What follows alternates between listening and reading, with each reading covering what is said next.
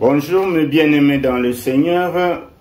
Ce jour dominical, ce 24 novembre 2024, le psaume qui nous réunit dans notre prière du jour, c'est le psaume 93.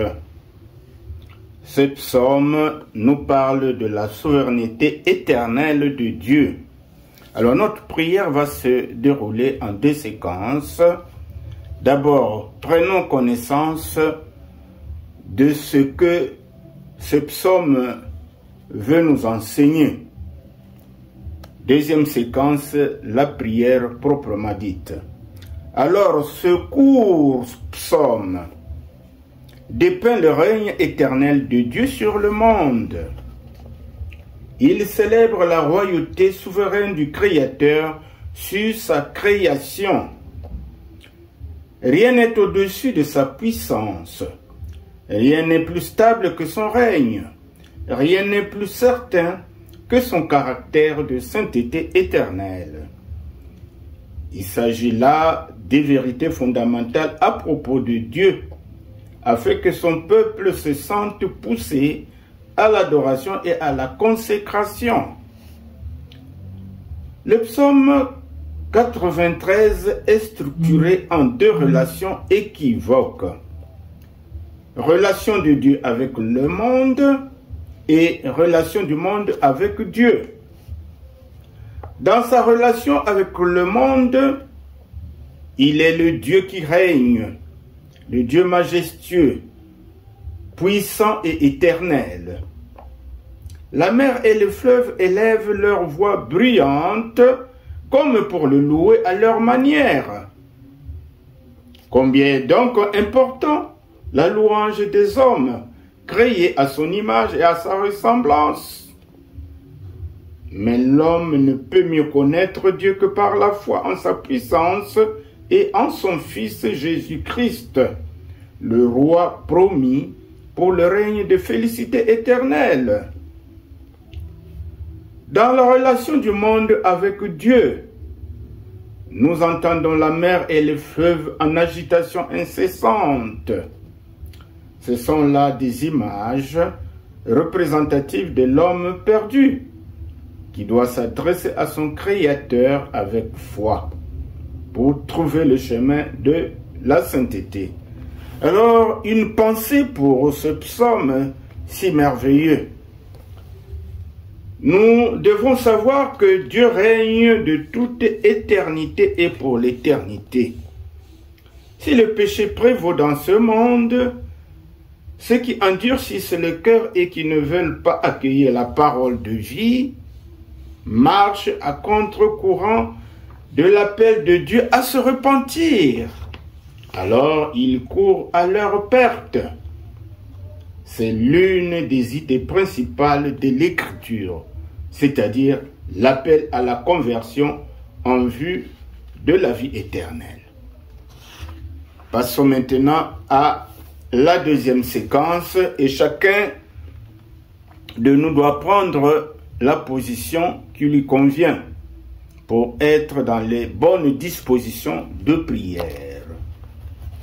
Alors, prions le psaume 93. L'Éternel règne, revêtu de majesté. Oui, il en est revêtu. Il a noué la puissance autour des reins. C'est pourquoi la terre est ferme. Elle ne peut vaciller.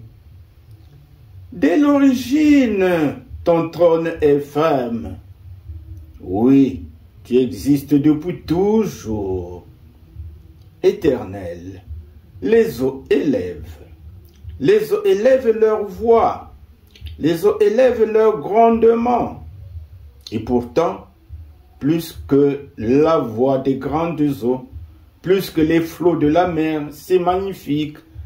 L'Éternel est imposant dans les hauteurs. Tes décrets sont vraiment sûrs. La sainteté est l'ornement de ton temple. Ô Éternel, pour tous les temps à venir.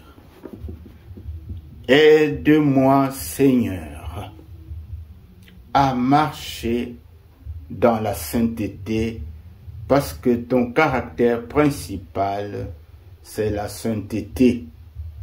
Je peine toujours à marcher dans la sainteté.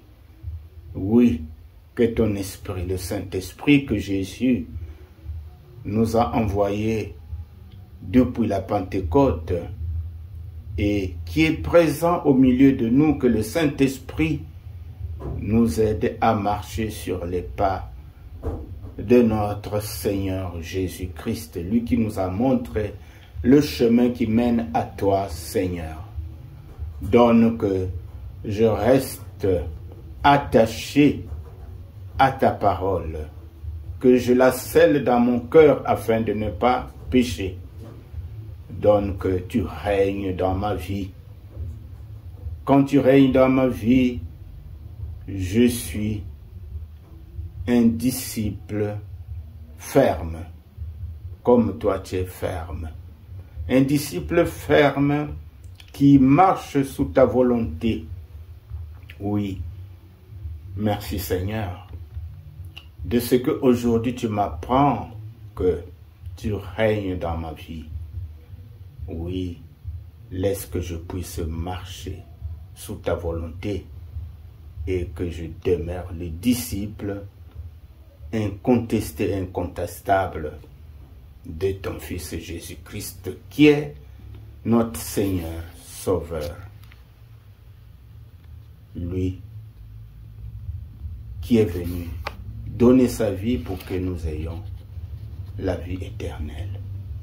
Sois béni, sois loué à jamais. Dans le nom merveilleux de notre Seigneur Jésus-Christ, nous avons ainsi prié. Amen.